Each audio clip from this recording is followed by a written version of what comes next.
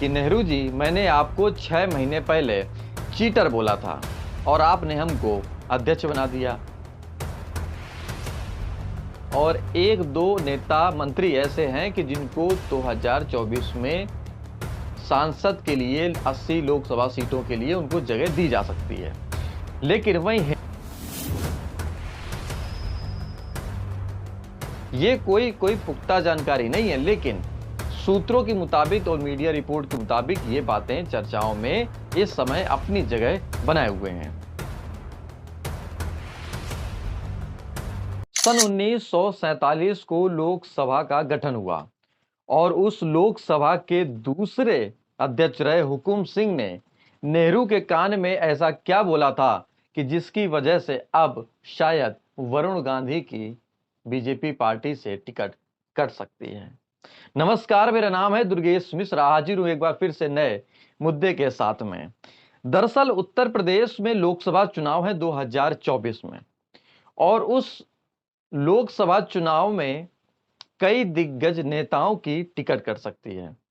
उन दिग्गज नेताओं की अगर हम फेहरिस्त की हम बात करें तो शायद 3 से 4 ऐसे सांसद हैं जिनकी टिकट कट सकती है, और 3 से 4 ऐसे नए मंत्री हैं कि जिनको मौका दिया जा सकता है लोकसभा चुनाव में भी।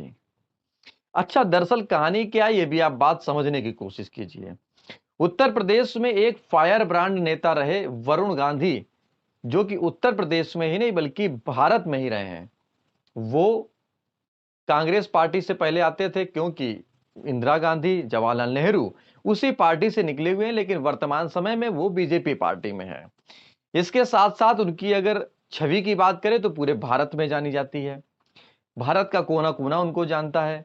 शायद उत्तर प्रदेश के कुछ ऐसे नेता हैं, दिग्गज नेता, लेकिन उनको भारत के कोनों में नहीं जाना जाता है, लेकिन वरुण गांधी को जाना जाता है। वजह साफ है, क्योंकि वो पोते हैं इंदिरा गांधी के। अब कहानी समझिए कि जरा कहानी क्या है कि निकाय चुनाव के बाद में अब जब लोकसभा के चुनाव होंगे 2024 में, तो किनकी टिकट कर सकती है। नाम अगर हम लें तो वरुण गांधी के साथ साथ, यानी कि वरुण गांधी के कटने के कारण क्या है ये भी हम बताएंगे, लेकिन नाम जानिए आप। जो सलभ त्रिपाठी हैं, जो दिनेश शर्मा है, और एक दो नेता मंत्री ऐसे हैं कि जिनको 2024 में सांसद के लिए 80 लोकसभा सीटों के लिए उनको जगह दी जा सकती है। लेकिन वहीं हेमा मालिनी है, इसके साथ साथ वरुण गांधी हैं, इसके साथ साथ रीता बहुगुणा जोशी हैं। इनकी टिकट कटने की संभावना ज्यादा है। और कानपुर से एक सांसद है जिनकी उम्र 75 साल हो चुकी है, सत्यदेव पचौरी, इनकी भी टिकट कटने की पूरी संभावना है। ये कोई पुख्ता जानकारी नहीं है, लेकिन सूत्रों के मुताबिक और मीडिया रिपोर्ट के मुताबिक ये बातें चर्चाओं में इस समय अपनी जगह बनाए हुए हैं। इसकी हम बात करें कि हुकुम सिंह ने 1947 में जवाहरलाल नेहरू के कान में क्या कहा था, यानी कि वरुण गांधी के टिकट कटने की वजह क्या रही। दरअसल 1947 में जब पहली बार लोकसभा का गठन हुआ, उसके अध्यक्ष मावलंकर बनाए गए। मावलंकर के 6 महीने बाद निधन हो गया। इसके बाद नेहरू जब बैठे थे तो नेहरू ने नाम बढ़ाया हुकुम सिंह का। हुकुम सिंह ये नाम सुन करके चौंक गए कि मेरा नाम अध्यक्ष पद के लिए कैसे बनाया गया, और जाकर नेहरू के पास में बैठ गए और कान में बोला कि नेहरू जी, मैंने आपको 6 महीने पहले चीटर बोला था और आपने हमको अध्यक्ष बना दिया। नेहरू जी ने इस बात पर कोई साफ प्रतिक्रिया नहीं दी, लेकिन चौंकाने वाली प्रतिक्रिया थी कि जो व्यक्ति विरोध कर रहा था नेहरू गांधी का, लेकिन नेहरू गांधी ने उसको मौका दिया। अब दरअसल ये बात वरुण गांधी ने खुले मंच पर बोल दी। बीते दिन उन्होंने ये बात बोली कि हमारे नेहरू जी ने मौका दिया विरोधियों को भी, और विरोधियों के साथ साथ उनको लोकसभा का अध्यक्ष भी बनाया। इस बात का भी जिक्र चर्चा जारी है। और बीते सालों की अगर हम बात करें तो बीते सालों में भी वरुण गांधी ने ऐसे सवाल अपनी पार्टी के खिलाफ उठाए हैं कि जो शायद बीजेपी पार्टी को यह बात नागवार गुजर सकती है।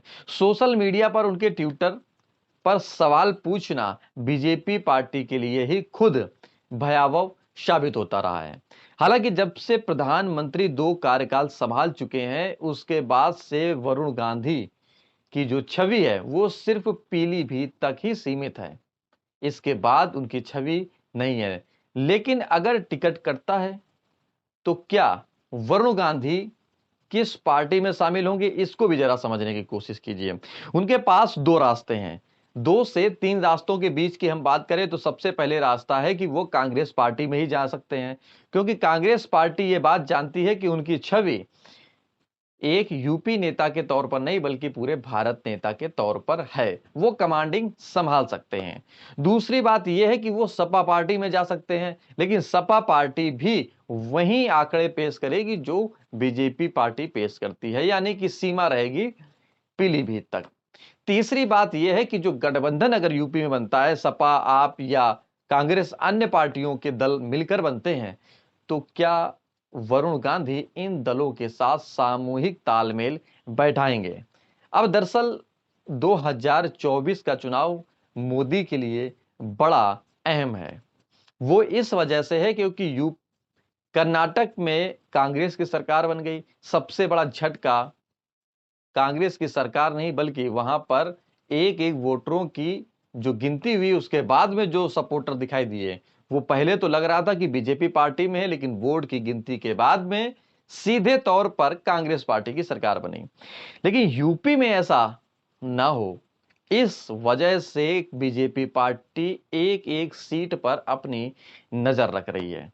अब हेमा मालिनी की टिकट कटती है या रीता बहुगुणा जोशी की कटती है या सत्यदेव पचौरी की कटती है या वरुण गांधी की कटती है, यह तय समय सीमा के पहले ही पता चलेगा। इस वीडियो में इतना ही। आपको वीडियो पर कुछ जानकारी मिल पाई हो तो आप कमेंट बॉक्स में लिखें और यह बात बताएं कि क्या वरुण गांधी के लिए कांग्रेस पार्टी सही रहेगी या बीजेपी पार्टी में ही बने रहें। आपका कमेंट हमारे लिए और देश के लिए बहुत महत्वपूर्ण है। इस वीडियो में इतना ही। अगर आपको पसंद आया हो तो लाइक, कमेंट, शेयर करें और हमारे यूट्यूब चैनल को नहीं सब्सक्राइब किया है तो सब्सक्राइब कर छोटी सी बेल आइकन पर क्लिक करें और हमारे फेसबुक और ट्विटर और इंस्टाग्राम को भी फॉलो करें, जिससे कि आपको कुछ ना कुछ नई जानकारी के साथ कुछ ना कुछ जानकारी जरूर मिलती रहेगी। नमस्कार।